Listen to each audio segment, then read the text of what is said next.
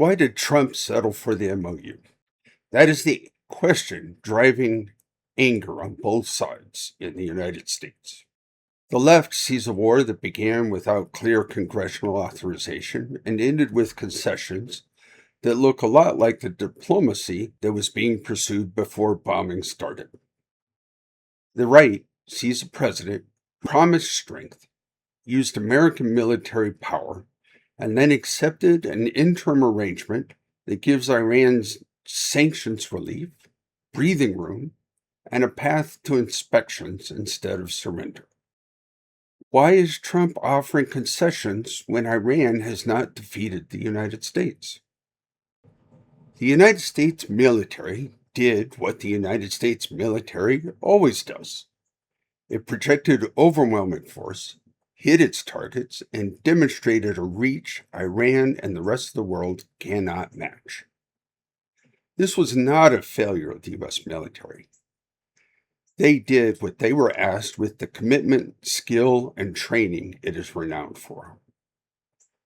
The failure here was assuming U.S. military success would automatically become U.S. strategic success.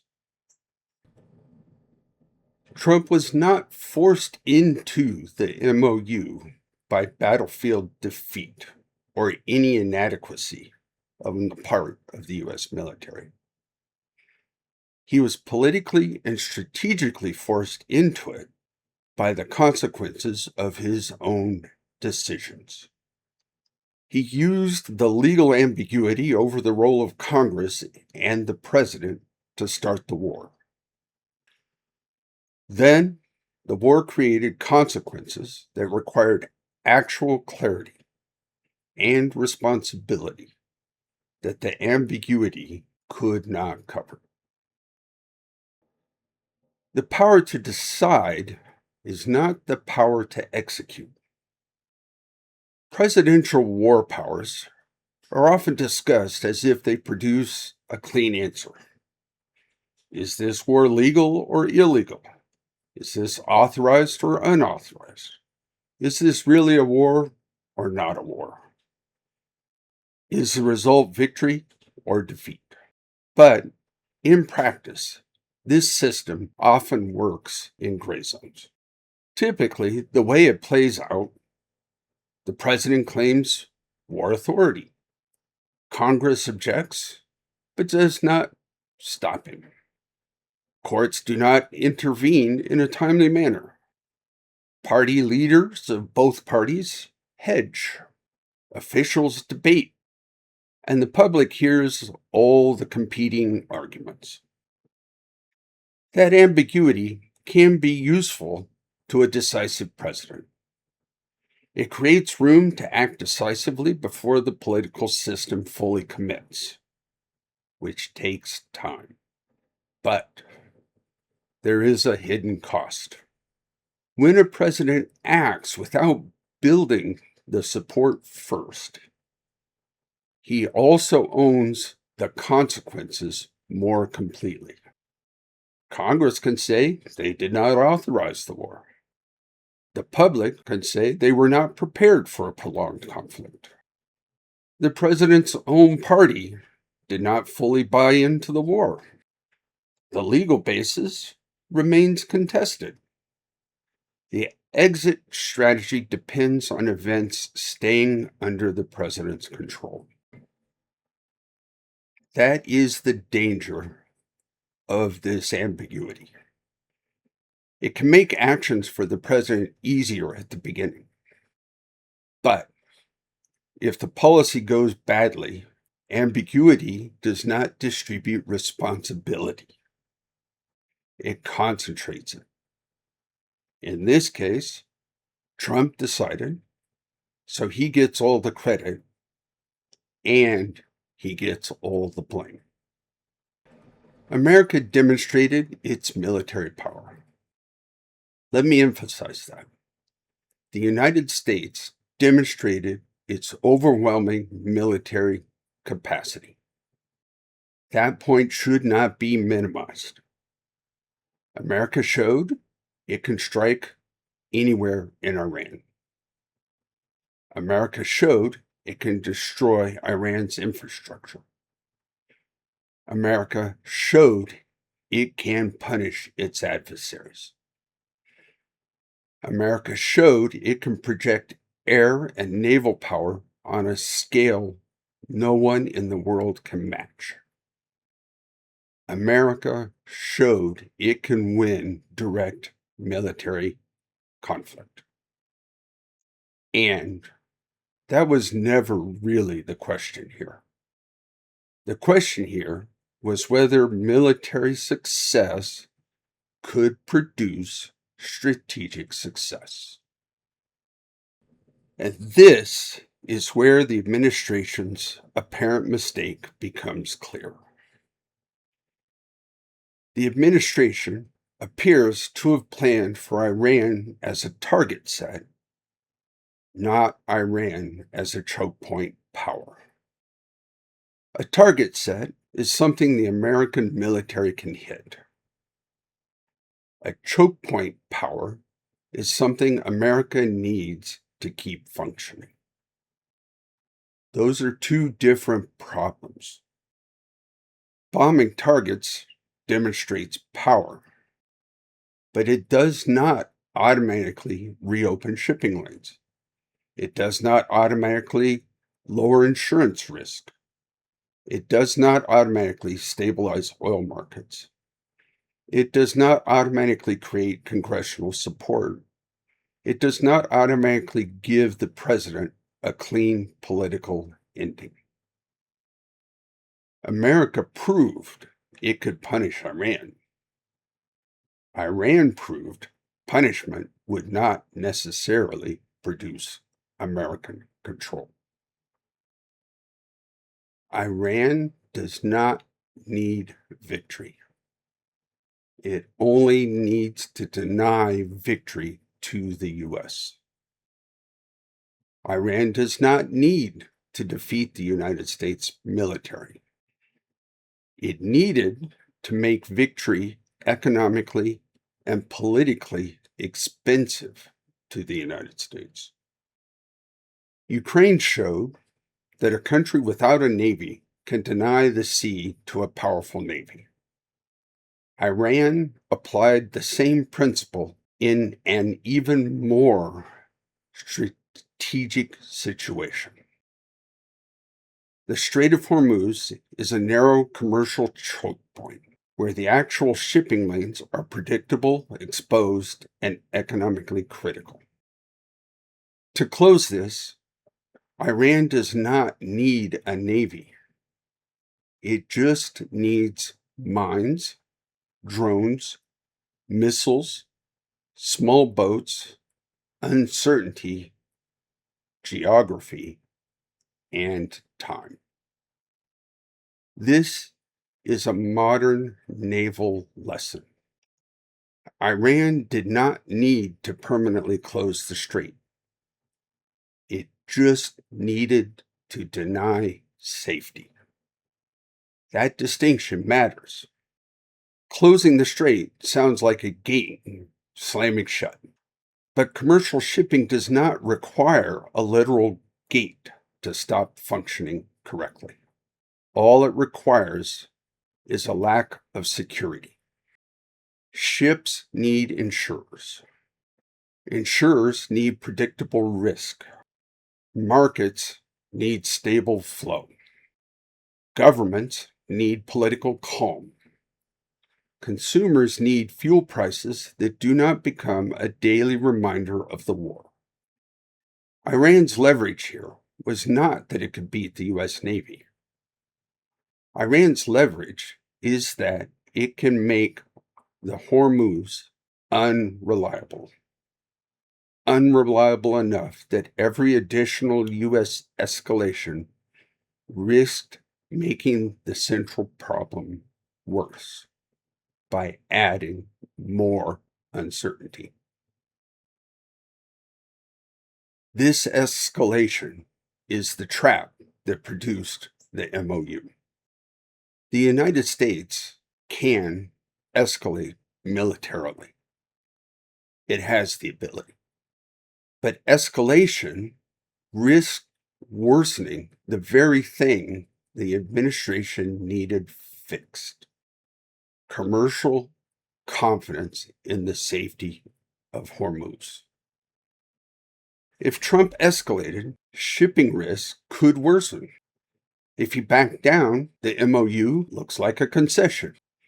If he waited, markets and politics deteriorated.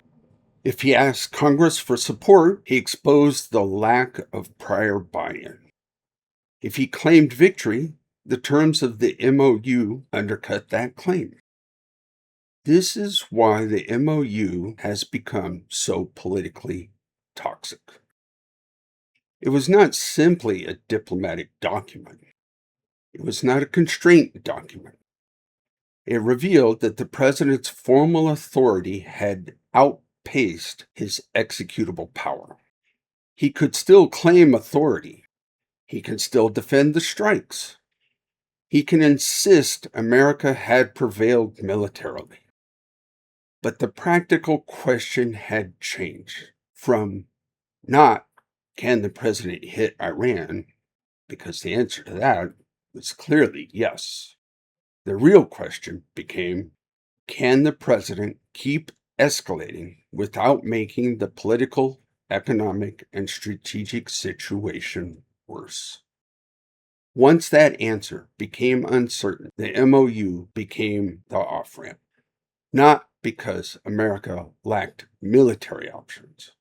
It is because the remaining military options no longer solved the political problem. The MOU is the price of Trump taking advantage of this ambiguity. Trump avoided the harder political war before the war. He did not secure clear congressional ownership. He did not build durable public support. He did not prepare the country for the economic risk. He did not fully account for how Iran could use the Strait of Hormuz as a denial weapon.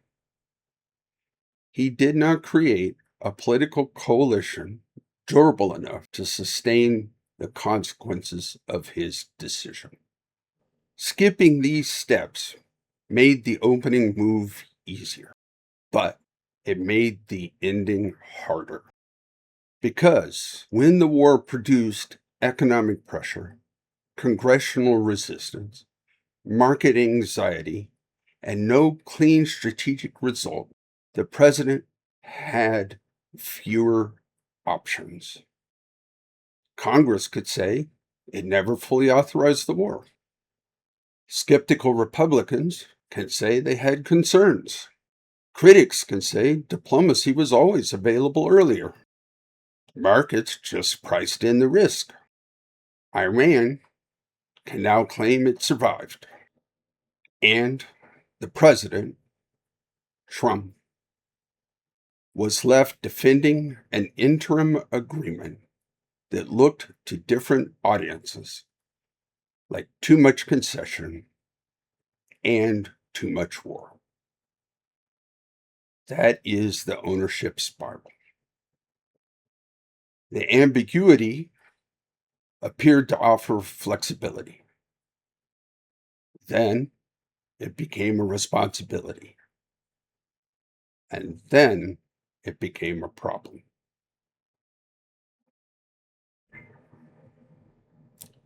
Political pressure becomes constitutional pressure. This is the deeper constitutional lesson. Constitutional limits do not always arrive as Supreme Court ruling or a decisive congressional prohibition.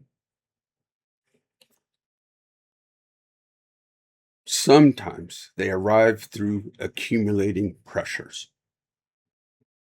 Public opinion turns.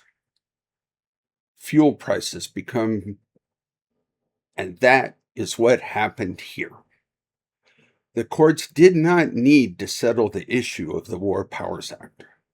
Congress did not need to deliver a final institutional defeat. The military did not need to lose the war. The system constrained the president by making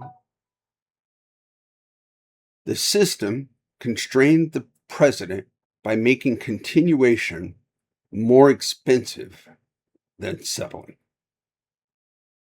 That is how the MOU became politically and strategically necessary for Trump.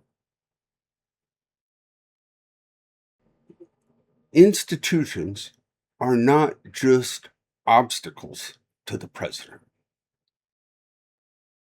They are how the president exerts and executes his authority. In this, there is an institutional lesson. A president can weaken or bypass institutions because they slow him down.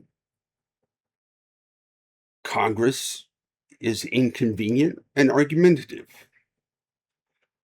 Legal review is slow. Professional agencies throw out objections. Diplomatic process invites people who have limited interests into the discussion. Intelligence creates caveats that are inconvenient. And public persuasion is slow. But those institutions are not only restraints, they're also the president's support structures. Because they turn presidential action, presidential authority, into sustainable policy. A president who builds congressional support before acting has more political cover and more ongoing political authority when things go wrong. A president who maintains institutional credibility has stronger legal arguments when this authority is challenged. A president who prepares the public has more room to absorb cost. A president who respects diplomacy has more options. A president who plans around economic consequences is less likely to be trapped by them. By exploiting the ambiguity of the war powers up front, Trump gained short-term freedom of action. He got what he wanted. He got to bomb Iran. But he weakened the very foundations he needed once the conflict became difficult. And the MOU exposes that weakness. It showed that the president could move faster than the system. But he could not escape the consequences that caused. The MOU showed that the president could decisively move faster than the system. But he cannot escape addressing the problems that the system is designed to solve for him. This is not a win-loss story. It definitely should not be framed as a simple win or loss. It is not accurate to say Iran defeated the United States military. It's not accurate to say that the United States military lost. The better argument here is that military success did not translate into strategic success. The United States demonstrated its overwhelming capability. Iran demonstrated the ability to make the desired outcome too expensive, too unstable, and politically impossible. This is a different kind of result. It is the same pattern seen in other conflicts where American military power was real, impressive, and destructive, but was attached to political objectives that were harder to achieve than battlefield success. It is the same pattern seen in other conflicts where American military power was real, impressive, and destructive, but was used for political objectives that were harder to achieve than battlefield success. The issue is not whether America can strike. America can strike anywhere, anytime. The issue here is whether striking produces the political result the president needed. In this case, the answer appears to be no, or at a minimum, not at a politically sustainable cost. And that is why the MOU matters. It is not a battlefield surrender. It is an admission that the original strategy could not produce a clean ending on its own terms. The MOU is the problem made visible. Trump used the ambiguity of presidential authority to act before the political system fully committed. That ambiguity gave him room to start, to act decisively. But once Iran used the straits to turn the conflict into an economic and political pressure campaign, the same ambiguity became a liability. The president cannot easily escalate because escalation risks worsening shipping confidence. He could not easily retreat because retreat looked like concessions. He could not easily wait because markets and politics were moving against him. He could not easily ask Congress for help because that exposed the lack of buy-in before the war.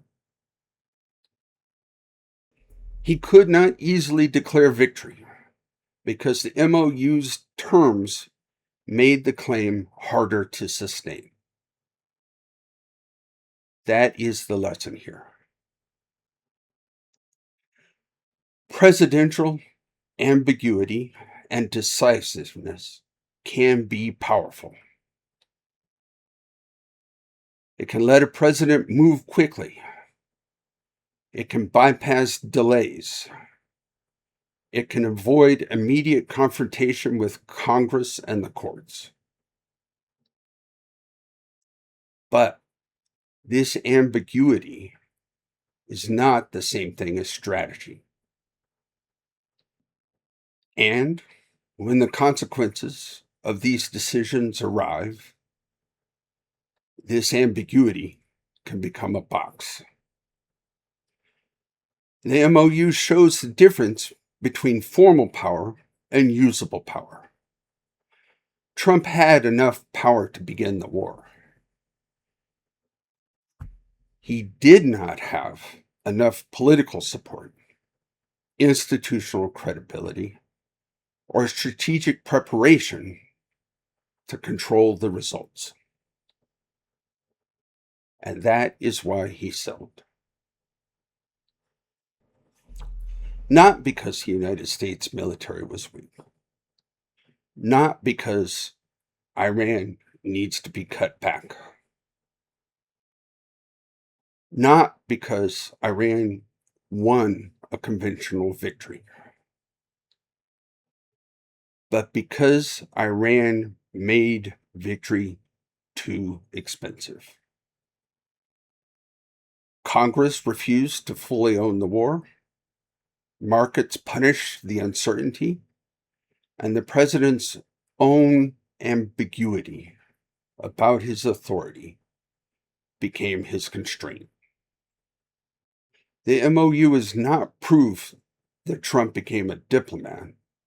It is proof that the war made diplomacy unavoidable.